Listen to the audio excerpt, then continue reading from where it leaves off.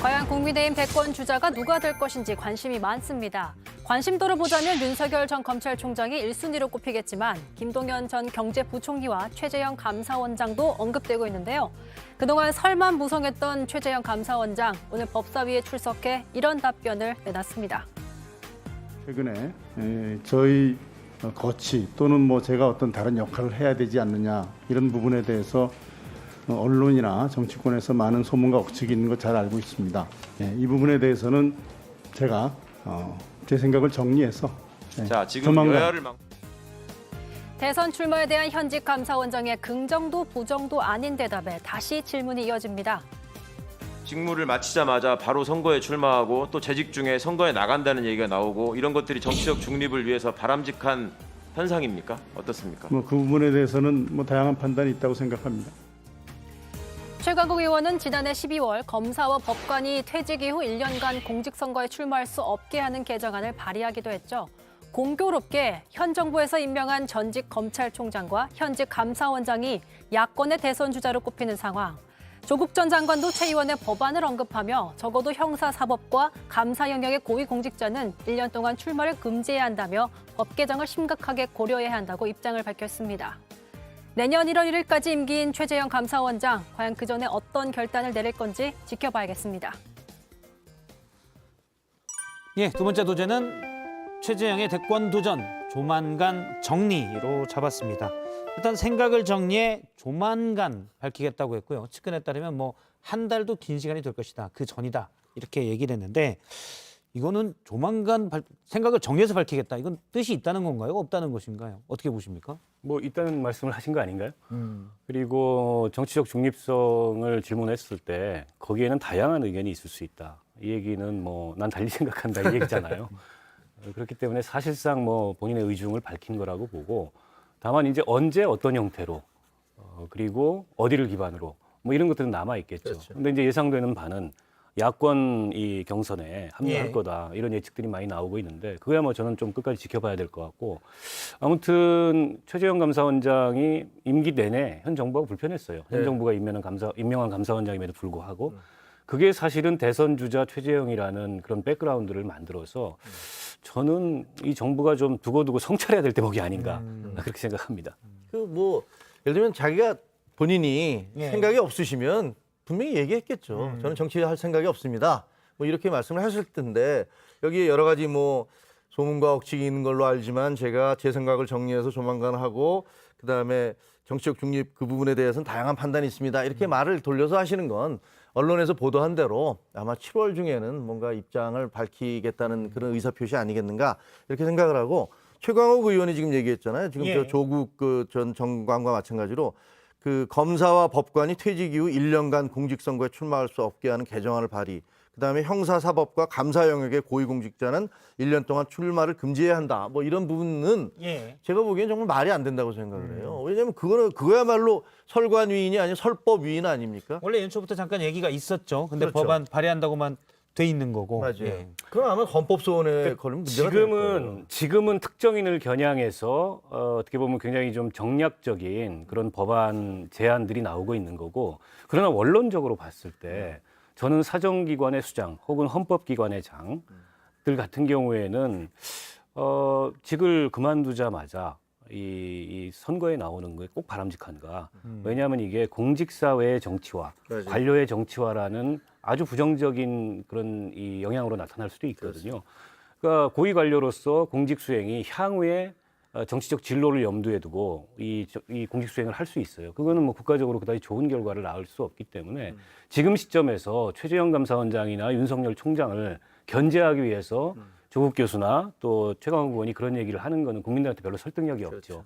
그러나 이건 한 번쯤 생각해봐야 될 대목이다. 이렇게 봅니다. 저는 이제 우리 존경하는 박 사무총장님의 말씀을 다 동의를 하면서도 그러나 조금 덧붙이고 싶은 것은 이거예요. 그러니까 우리가 이제 공직자 출마를 못하게 하는 것, 사정기관이라든가 감사원이라든가 이런 데 못하게 하는 건 그분들이 다 현 정권으로부터 임명을 받아서 사실은 야당이나 이런 데 대한 많은 정보를 갖고 있잖아요. 근데 이분이 여당 후보로 다시 나간다면 그러면 자기가 그 공직 기관 그 재임 기간 중에 알고 있었던 정보를 통해서 그게 무기가 될 수 있거든요. 이용할 수도 있다 말씀이시죠? 이용할 수도 있거든요. 그런데 이번 케이스는 정말 정반대의 일이 이상한 일이 벌어지고 있는 거잖아요. 현 정권에서 임명받은 감사원장과 검찰총장이 다 현 정권에 대해서 이건 문제가 있다라고 얘기하면서 나오고 있단 말이에요. 근데 이거는 어떻게 봐야 되느냐? 이거는 사실은 아까 이제 우리 총장님 말씀 맞다나 이 정부가 성찰해야 될 대목이에요. 도대체 어떻게 했길래 아니 자기들 말대로 하자면 조국 씨는 지금 그 검증을 어떻게 한 거예요? 두 분 다 이렇게 됐으니 결국에는 뭐 민정수석이었는데. 그러니까. 뭐 그 어떤 쓴소리도 그 수용하지 않고 또 조금만 결이 다른 얘기를 하거나 조금만 결이 다른 그런 이제 직무 수행을 하면 거기에다 어떤 낙인을 찍고 그렇죠. 그럼으로써 그분들이 국민적으로 주목을 받는 인물로 오히려 만들어지고 그러니까. 급기야는 대권 후보까지 가게 되는 이런 이제 상황이잖아요. 저는 이건 정말 성찰해야 될 대목이라고 보고 맞아요.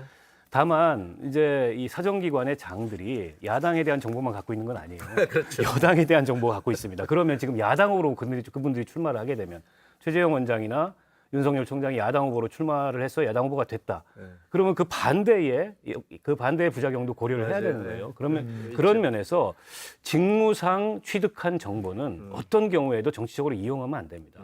그런 내용까지를 포함해서 과연 사정기관의 장과 같은 혹은 헌법기관의 그 수장과 같은 분들이 그 공직 직후에 이 공직선거에 나오는 그런 현상이 바람직한가에 지금은 대해서는 뭐 제가 알기로 90일 전인가요? 지금은 이제 뭐 그렇게 90일 있는데 전이면 누구나 나올 수 예, 있으니까. 그런데 지금 이제 최강욱 의원 얘기는 1년 앞서서 1년 동안 못 나오게 이렇게 제가 돼 뭐 있죠? 최강욱 의원이나 조국 그 이 전 장관이 주장하는 그런 어떤 뭐 정략적인 그런 주장에 공감한다는 얘기가 아니라 예. 원론적으로 이건 한번 우리 사회가 깊이 토론해봐야 될 대목이다. 뭐 그 저희는 생각합니다. 동의합니다. 알겠습니다. 근데 야권에서 최재형 감사원장을 우리 대통령감이다 이렇게 얘기를 하고 있는데 사실 처음에 임명할 때는 여권에서 이분 정말 훌륭한 분이다. 이런 얘기가 나왔었습니다. 그랬었죠. 뭐 여러 가지 인간적인 스토리들이 있다 이런 거였는데요. 그 당시의 얘기를 잠깐 들어보겠습니다. 최재형 후보자는 사법연수원 시절 몸이 불편한 동료를 2년간 업고 출근한 마음이 따뜻한 후보이고 아랫사람을 믿고 일을 추진하도록 배려하며 성품 또한 인자한 덕장이라고 합니다. 예, 당시 이제 여권에서 정말 좋은 스토리가 많다라고 했는데 지금은 야권에서 정말 좋은 스토리가 많은 우리 후보다라고 얘기를 하고 있습니다.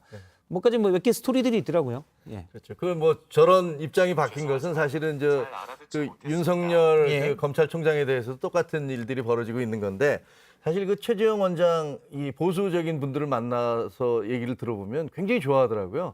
왜냐하면 이게 보수가 좋아할 대목들을 다 갖추고 있어요.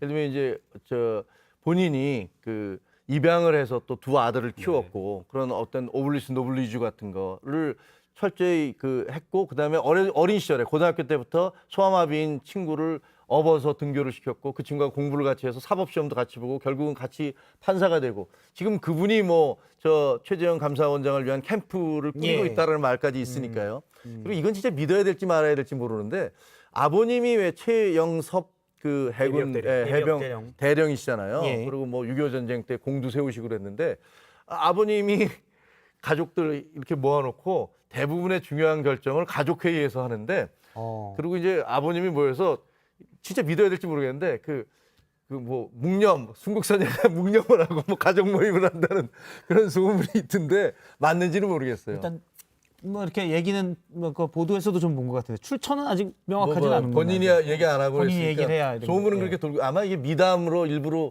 뭐 강조하기 위해서 그랬는지도 모르지만 이것저것 따져 보면 뭐 보수 쪽에서는 그 윤석열 총장과는 또 다른 결로 이렇게 지지하는 그런 분위기가 있는 것 같아요. 인간적인 스토리들은 좀 있다곤 하지만 역시 최재형 감사원장이 보여줬던 거는 그래서 뭐 원전 감사 이런 부분에 대해서 좀 올곧은 모습, 뭐 강직 이런 거였잖아요. 근데 또 그것만으로 과연 대선 주자로 얘기할 수 있냐 이런 부분도 있을 것 같아요. 좀 비교를 하자면 과거에 이제 이회창 전 총재가 감사원장을 하고 또 그러면서 총리를 하고 이러면서 김영삼 대통령하고 부딪히면서 대쪽이라는 이미지를 갖게 됐잖아요. 그러니까 약간 그 스토리 라인이 비슷한 것 같아요. 지금 최재형 감사원장이 그리고 두 분 다 법관 출신이고 그러나 이제 이회창 총재는 두 번이나 주류 정당에서 후보로 출마했음에도 불구하고 실패했어요. 그렇죠. 비교적 제도 정치에 잘 적응했고 당권을 거머쥐고 했음에도 불구하고 실패했는데 근데 최재형 원장은 정치적으로는 어떤 인물일까는 전혀 지금 우리가 가늠할 수 없는 그야말로 뭐 법관으로만 사신 분이고 관료로만 사신 분이기 때문에 그래서 현 정부로부터 일정하게 배척받고 또 그로 인해서 국민적인 어떤 그 인지도가 생기고 또 야당이 대선 후보로 지목하고 이것만 가지고 대권 후보로서의 모든 조건이 갖춰졌다라고 보기는 어렵고 필요 조건 정도는 갖춰진 것 같아요. 그런데 과연 이게 이제 필요 충분 조건이 되는지는 전적으로 그건 본인의 의지와 권력 의지와 역량에 달려 있는 거죠. 사실은 최재형 감사원장에게 제일 큰 벽은 예를 들면 사퇴의 변을 뭐라고 얘기할 것이냐 그게 될 것 같아요. 예를 들면 윤석열 검찰총장 같은 경우는 3월 4일 날 나올 명분이 있었거든요. 아니 도대체 우리 수사권을 다 가져가 버리면 어떡하란 말이냐. 나 이거 못 견디겠다. 못 해먹겠다. 예, 그러면서 이제 나왔을 때 국민들이 맞아. 당신 그렇게 나오는 거 이해돼. 라면서 지지도가 20%포인트가 뛰었잖아요.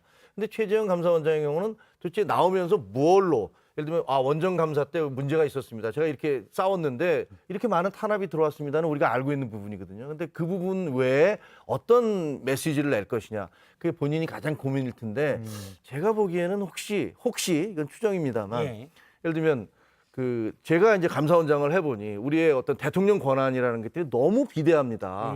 그러니까 이 대통령 권한을 예를 들면 감사원을 미국처럼 뭐 국회로 옮긴다든가 여러 가지 제도적 장치를 통해서 대통령의 권한이 이렇게 무소불위로 제왕적으로 행사되지 않을 수 있는 그런 것들을 만들어내겠습니다. 라는 식의 어떤 메시지를 주지는 않을까. 혹시 나온다면 그 외에 무슨 메시지를 줬을까? 그건 뭐 이제 본인이 고민하셔야겠죠. 개헌론 같은 걸 말씀하시나요? 글쎄, 그것도 이제 뭐 전면 개헌론이라고까지는 뭐 하겠는데 어쨌든 감사원장으로서 이분이 갖고 있는 이미지는 뭐 젠틀하고 합리주의자고 뭐 관용이 있고 뭐 이런 건데 거기다 대쪽까지. 대쪽도 있고 그러니까 그 부분에서 자기 장점을 내세우면서 그 각을 세울 수 있는 부분이 뭘까? 이건 대통령 권력의 약화 아닐까? 근데 지금 이제 야권의 대선 주자들 중에서는 윤석열 전 총장의 지지율이 사실 압도적으로 높기 때문에 7월에 최재형 감사원장이 만일 대선 출마를 밝히고 또 야권으로 가겠다라고 가정으로 언급을 해도 과연 따라잡을 수가 있겠는가 이런 생각도 들고요. 뭐 변화가 좀 있지 않을까 싶습니다. 그리고 지금 이제 국민의힘이 과거와 다르게 전열 정비가 좀 되고 있어요. 신임 대표를 뽑은 이후에. 그리고 오히려 윤석열 총장을 향해서 거꾸로 압박하는 빨리 들어와라. 경선 열차 출발한다 아니면 이런 형국이기 때문에 최재형 감사원장이 야권의 뜻을 두고 이제 대선 경선에 참여한다면 아마 최재형 원장을 띄우기 위해서 야당이 굉장히 노력을 할 거라고 보고요. 이미 뭐 어떤 분들이 함께 하려고 준비를 하고 있다 이런 얘기들도 좀 들리잖아요. 그렇죠. 원로분들 중에. 그래서 국민의힘에서 뭐 당적인 차원에서 그런 어떤 지원 같은 게 있다면 저는 결국 이제 언론이 집중되지 않겠습니까? 스포트라이트가.